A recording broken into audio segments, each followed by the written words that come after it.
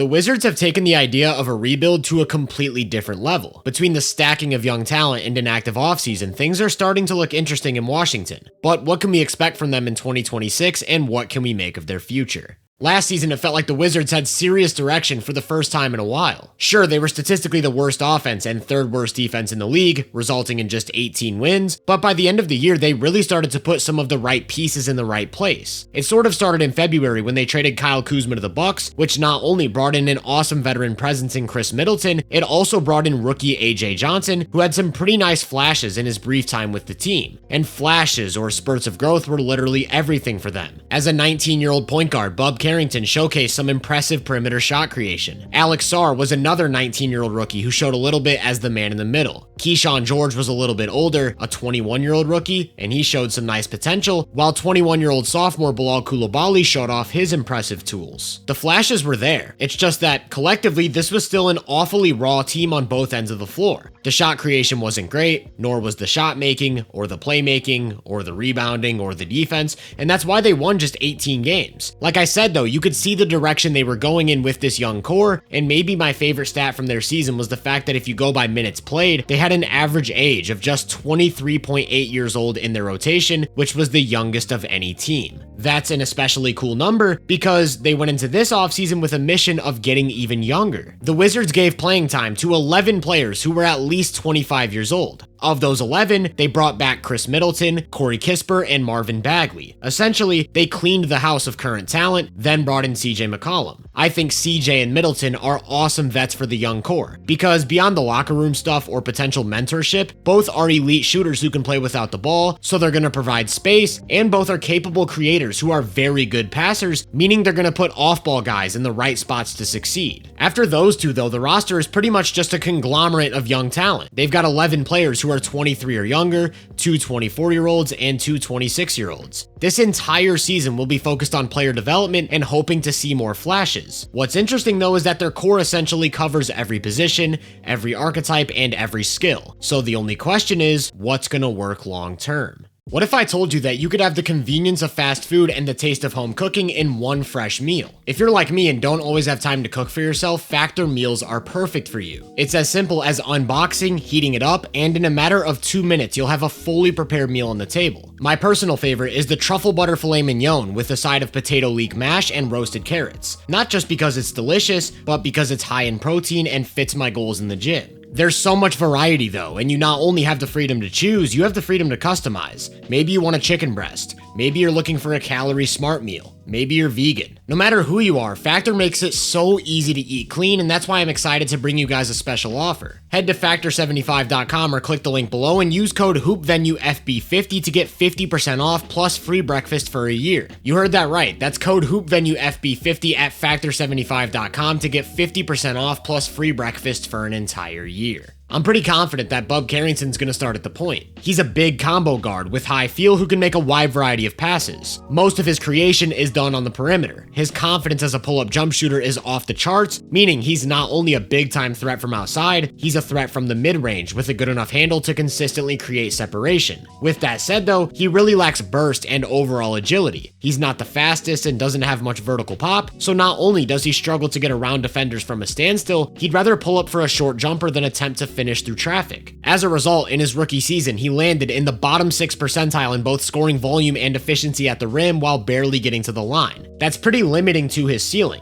It's hard to imagine a lead creator who can't generate much downhill pressure, but as an off guard, his size, shooting, and connectivity all bode well, and he's got the tools to be serviceable on defense. For a completely different look though, they've got another sophomore in AJ Johnson. He only played 29 games, so it's a much smaller sample to work with, but those were a pretty loud 29. Like Bub, he's another big combo guard. The difference is that he's ridiculously quick and has that ability to consistently get around defenders. He also has the vertical pop to get up and finish through traffic and the touch to score from floater range. It's almost like he's the inverse because his perimeter game is still a ways away. He's a confident pull-up three-point shooter who hasn't yet shown the shot making, and his mid-range game is pretty much non-existent. He's also a lot skinnier, which limits his ability to deal with pressure or added physicality. He desperately needs to add some strength to be an impact player on both ends, but like Bub, has the tools to be a serviceable defender. So you can see the makings of a slash-first creator who can play with or without the ball, and with the right trajectory, that could be be a nice 1-2 punch between him and Bub as two big, tooly guards who bring different skill sets. Between those two and CJ, the backcourt rotation is a little bit thin. But then they've got just this absolute surplus of wings. It's year 3 for Bilal Coulibaly, which means it's time to start turning some of those flashes into consistent value. I'm fully sold on him as a high-level wing defender. He's 6'8" with a 7'2" wingspan and just a ridiculous defensive athlete. He's quick enough to keep shifty guards in front of him. His wiry frame helps him get around screens while still having the size to switch onto most positions. He's gifted vertically, so he can offer a legitimate presence as a secondary rim protector, and he's got good hands, capable of making plays on the ball in a variety of ways. All things considered, he seems like a big-time defensive chess piece moving forward, and it wouldn't shock me to see him on some all-defensive teams. However, that rides on the offense being good enough to demand serious playing time. Those physical tools I talked about, as well as a quick first step and generally high feel for the game, make him a serious threat as an interior finisher, whether that's attacking a closeout, cutting into open space, or running the floor in transition where he's at his best. However, he's a weak ball handler who really can't create from a standstill or in traffic, and he's an even weaker shooter. Since entering the league, he's made just 29% of his mid-range shots and 30% of his catch-and-shoot threes, as well as a weaker 73% from the line. He fits the profile of someone who depends on his team to score. Alongside CJ and Middleton, we should see some more of that, but long-term, he's the type of guy who's gonna need multiple creators and multiple shooters to maximize his game, which then unlocks the playing time for that defensive juice. That's a bit different from second-year wing Keyshawn George. He lacks explosive athleticism and isn't very quick, so he's a much more perimeter-reliant scorer whose development rides on whether or not he can be a volume three-point shooter. If that pans out, everything else with George is incredibly exciting. He's a jumbo-sized point forward who can handle the ball, play at multiple different speeds, and make a wide variety of passes, while having a really intriguing defensive skill set, using his size and length to offer secondary rim protection or make plays on the ball, and moving well enough to hold his own against multiple positions. It doesn't stop there though. They spent the bulk of their offseason loading up on wings. Even going back to the draft, they picked up Trey Johnson with the 6th pick. Trey's a big, lengthy wing with a good enough handle to create his own shot from anywhere. He's a good enough decision maker and passer to develop into a legitimate secondary playmaker, and he can play with or without the ball, where his standout skill is his superb difficult shot making. However, he can be a bit over-reliant on tough shot taking due to a few physical limitations,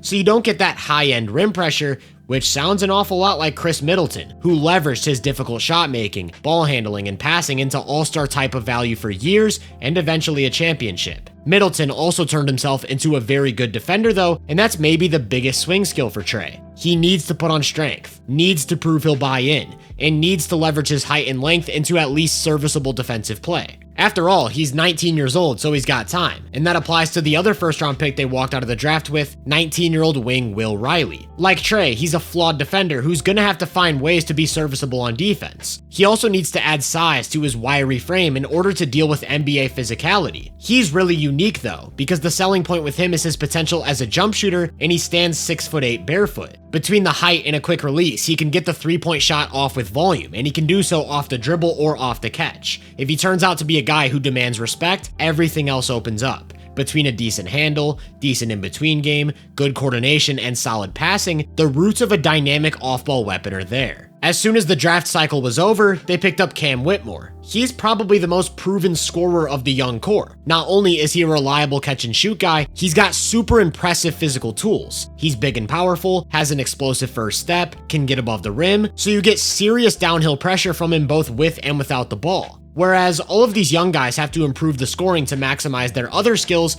Cam's the inverse. The scoring is there, but between a lack of vision or passing ability, poor decision making, and inconsistency on defense, he really couldn't find minutes on a competitive Rockets team. With a fresh start, it'll be all about building the right habits. He'll have more responsibility, he might even be a big volume scorer. How much else is there? During that time, they also picked up Dylan Jones. He was in a similar situation to Whitmore. He basically didn't get to play in his rookie season as a member of the eventual NBA champions. While he has a big NBA-ready frame, uses his size and length well on drives, and can make a wide variety of passes, he's a super limited athlete, hasn't shown any indication of being a legitimate jump shooter, and is pretty awkward defensively. So unless the defense or three-point shot significantly changes, it's hard to see him getting consistent burn at the NBA level. As for the rest of the wings, while they're still on the younger side, I think it's pretty obvious what you're getting from each. Corey Kispert is an incredible off-ball mover and shooter who's going to open up the floor. Justin Champagnie is a reliable spot-up shooter with high feel for cutting or crashing the glass, who also does a pretty good job of using his length to make plays defensively. Then if Malachi Branham gets minutes, he's a bit of a jack of all trades. Okay, we need to reset for a second because I just talked about a lot of different players. It's worth noting that Corey Kispert is arguably the only one who I'm confident is a legitimate positive impact player right now. Whether it's being young and raw or having major flaws that need to be developed, this entire rebuild rides on upside. What's interesting is that because they went for so many different archetypes, they cover most skills. They've got ball handlers and playmakers. They've got shooters and slashers. They've got guys who can play with or without the ball. They've got versatile defenders and rim protectors. The problem is that it's all spread out among 11 players, so translating it into one lineup is really tough and relies on a few guys hitting on those swing skills. Either way, it relies even more on the big man spot coming together,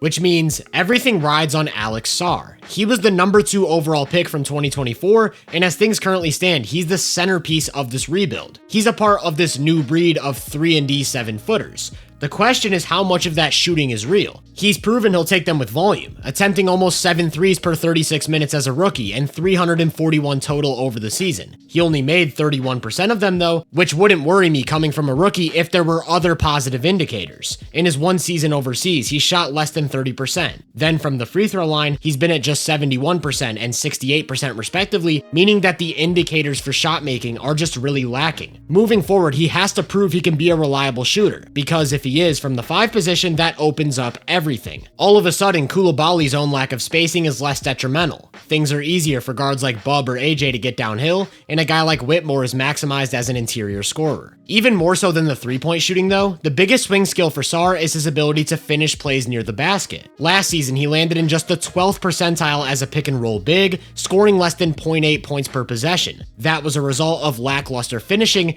making less than 64% of his shots at the rim, despite almost all of them being assisted. As a 7-foot off-ball big, this simply has to improve for him to bring any sort of meaningful offensive value. And there's no better time for him to work on these things than when he's alongside 2 veteran pick and roll playmakers. If he can become somewhat of a rim presence, it'll open up the floor for some of the other skills he showed, such as his short roll playmaking. As far as the defense goes, I'm not worried at all. I think he showed enough as a rim protector in year 1 to at least prove that he's got a high defensive floor. Sure, he still needs to put on some strength and can improve his positioning, but the shot blocking is already a big value add. Alongside other secondary rim protectors like Coulibaly and George, you can see the makings of a nice defensive backline. With all of that said, there's absolutely no way to predict what they end up doing with the rotation. I feel confident that this is their starting 5, but who knows about the bench? They could give Champagnie big minutes, could prioritize rookie development. The only thing I do know is that there aren't many NBA-ready impact players, so what's easier to predict is their season expectations. I like the versatility of their young core and the length at every position. Outside of that, they're a deeply flawed team on both sides of the ball that probably won't end up winning 20 games. Like I said, it's all about internal development for the Wizards, which also means it's all about experimentation. Find what works, find what doesn't. Hopefully hit on some swing skills, then in the offseason retool with another lottery pick to add to the youngest core in the game.